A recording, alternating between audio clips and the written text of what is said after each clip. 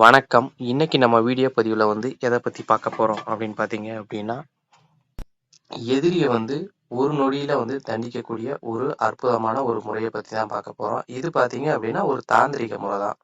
இதற்கு பார்த்தீங்க அப்படின்னா, எந்த விதமான தெய்வங்கள வச்சோ, இல்ல அப்படின்னா துர்தேவதைகள வச்சோ பிரயோகம் பண்ணணும் அப்படின்றது கிடையாது. முழுக்க முழுக்க பார்த்தீங்க அப்படின்னா, உங்களோட மனோசக்திய வச்சு தான் பயன்படுத்தக்கூடிய ஒரு முறை. நிறைய பேர்களுக்கு சந்தேகம் வரும். நம்மளோட மனோசக்தியை வச்சு பயன்படுத்தி ஏவல் பண்ண முடியுமா அப்படின்னு, இல்லை எதிரியை கட்டுப்படுத்த முடியுமா அப்படின்னு. கண்டிப்பா கட்டுப்படுத்த முடியும். அது எப்படின்னு வாங்க விலாவரியா சொல்றேன். இதற்கு உங்களோட மனம் அமைதியா இருக்கணும். எந்த விதமான சஞ்சலங்கள் இருக்கக்கூடாது. அது போல தியானத்துல இருந்தா இந்த முறையை நீங்க பயன்படுத்தணும். அப்படி சரியா பயன்படுத்திட்டீங்க அப்படின்னா, நீங்க என்ன நினைக்கிறீங்களோ அந்த எதிரி அப்படி ஒரு பொம்மை போல ஆட்டி வைக்க முடியும்.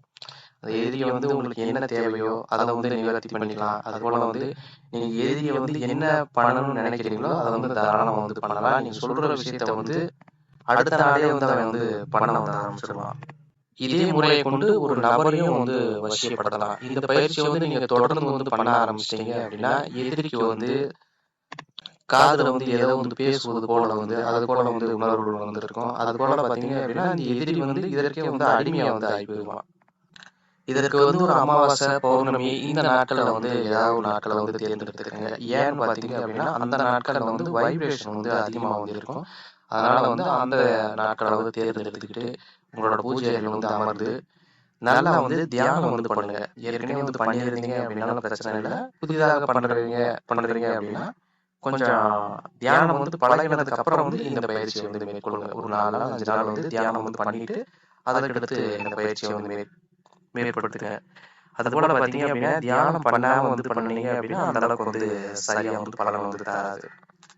ஏன்னா உங்களோட மனது ஒருநிலை படாது. தியானம் பாத்தீங்க அப்படின்னா மனது ஒருநிலை படுறதுக்கு தான் தியானம் பண்றது.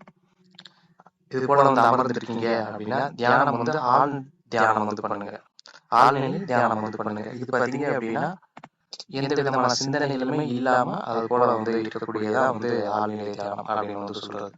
எதிரி உங்களுக்கு முன்னாடி அமர்ந்து இருப்பது போல கற்பனை பண்ணிக்கங்க. நீங்க தியானம் பண்ணிட்டு அமர்ந்துருக்கீங்க அப்படின்னா எதிரி உங்களுக்கு முன்னாடி இருப்பது போல கற்பனை பண்ணிக்கங்க. எதிரியோட உருவம் உங்களுக்கு தெளிவாக தெரியணும். அப்படி தெளிவாக தெரியல, ஏதாவது வேற சிந்தனைகள் வருது அப்படின்னா நீங்க தியானம் சரியா பழகல அப்படின்றது அர்த்தம். அப்படி இல்லை அப்படின்னா எதிரியோட போட்டோ நல்லா பாத்துக்கங்க. பக்கத்துல வச்சு நல்லா பாத்துக்கிட்டு அதற்கடுத்து தியானம் பண்ணுங்க. ஏற்கனவே நல்லா தியானம் பண்ணுங்க. அதற்கடுத்து பாத்தீங்க அப்படின்னா எதிரியோட போட்டோ பார்த்துட்டு மறுபடியும் தியானம் பண்ணிட்டு பண்ணீங்க அப்படின்னா எதிரியோட உருவம் உங்களுக்கு முழுமையா தெரிய ஆரம்பிச்சிடும். அப்படி எதிரியோட உருவம் உங்களுக்கு முன்னாடி இருப்பது போல நல்லா கற்பனை பண்ணிக்கிட்டு உங்களோட வலது கை கட்டை விரல் எடுத்து எதிரியோட இரு புருவத்துக்கு மத்தியில அழுத்தி பிடிப்பது போல கற்பனை பண்ணிட்டு அந்த எதிரியோட கண்களையோ இல்ல அப்படின்னா இரு புருவத்தையோ பார்த்துட்டு உங்களுக்கு என்ன தேவையோ அதை சொல்லலாம்.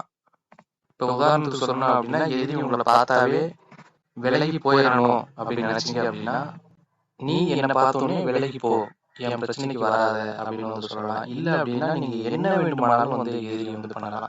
இதுதான் அப்படின்னு குறிப்பிட்டு சொல்ல முடியாது. இது எதிரி பார்த்தீங்க அப்படின்னா உங்க கையில இருக்க பொம்மை போல நீங்க எப்படி வேணாலும் ஆட்டி வைக்கலாம். ஒரு சில மாறான வேலைகள் கூட இதே முறையில பண்ணலாம். இதை பார்த்தீங்க அப்படின்னா புதிதாக நீங்க பண்றீங்க அப்படின்னா ஒரு 2 நாட்கள்லயே சரியா ஆகாது. தொடர்ந்து இந்த பயிற்சி நீங்க பண்ணிக்கிட்டே இருக்கணும். அப்பதான் பார்த்தீங்க அப்படின்னா உங்களுக்கு வேலை செய்ய ஆரம்பிக்கும். இது போல உங்களுக்கு வேலை செய்ய ஆரம்பிச்சிருச்சு அப்படின்னா நீங்க எப்ப வேணாலும் எந்த எதிரியை வேண்டுமானாலும் தண்டிக்கலாம். அது போல அவங்களுக்கு பிரச்சனைகளை உண்டு பண்ணலாம். அதே போல ஒரு நபரையும் வசியமும் படுத்தலாம். இந்த முறையை பிரயோகம் படுத்தி நீங்க சொல்லக்கூடிய கட்டளைகளை அவங்க மேற்கொண்டு பண்ண ஆரம்பிச்சிருவாங்க. எதிரியாக இருந்தாலும் சரி, இல்லை யாரையும் வசியப்படுத்தணும் அப்படின்னாலும் சரி. இதற்கு பார்த்தீங்க அப்படின்னா ஒரு சில கட்டுப்பாடுகள் இருக்கு. என்னன்னு பார்த்தீங்க அப்படின்னா அசைவ உணவுகள் சாப்பிடக்கூடாது. அது போல மது அருந்தக்கூடாது. அதே போல உணவு சாப்பிட்டீங்க அப்படின்னா ஃபுல்லா சாப்பிட்டுட்டு இந்த தியான முறை பண்ணக்கூடாது. கால் வயிறு உணவு, கால் வயிறு தண்ணி. இது போல இருந்தபடி மட்டும்தான் இந்த தியான முறையை பிரயோகம் படுத்தணும். உடல் வந்து சூடு வந்து அதிகமா வந்து இருக்கக்கூடாது. இந்த கட்டுப்பாடுகள்லாம் பார்த்தீங்க அப்படின்னா இதற்கு வந்து உண்டு. இந்த ஒரு முறையை பிரயோகப்படுத்தியே பார்த்தீங்க அப்படின்னாப்பா எதிரிக்கு வந்து பணம் இழப்பு வந்து ஏற்படுத்தலாம். குடும்பத்துல சண்டை சச்சரவுகள் வந்து ஏற்படுத்தலாம். எதிரியை விட்டு வீட்டை விட்டு விரட்டி விடலாம் அப்படின்னு சொல்லிட்டு எல்லாமே வந்து பண்ணலாம். ஒரு சிலதை வந்து மறைச்சு சொல்லலை நான். அனைத்தையுமே வந்து உங்களோட அனுபவ முறையிலேயே வந்து பார்த்து வந்து தெரிஞ்சுக்கலாம். மெயினாக பார்த்தீங்க அப்படின்னா சொல்லக்கூடிய கட்டளைகளை வந்து தொடர்ந்து வந்து சொல்லிக்கிட்டே வந்திருக்கணும். ஒரு 1/4 மணி நேரம், ஒரு 1/2 மணி நேரம் இது போல் வந்து தியானத்தில் இருந்து நீங்கள் சொல்லக்கூடிய கட்டளைகளை வந்து சொல்லிக்கிட்டே வந்திருக்கணும். நீங்கள் என்ன வந்து எதிரியை நினைக்கிறீங்களோ அதே போல் பண்ணி சொல்லிக்கிட்டே இருந்தீங்க அப்படின்னா அங்கே அது வந்து நடக்க வந்து ஆரம்பிச்சிடும். நன்றி, வணக்கம்.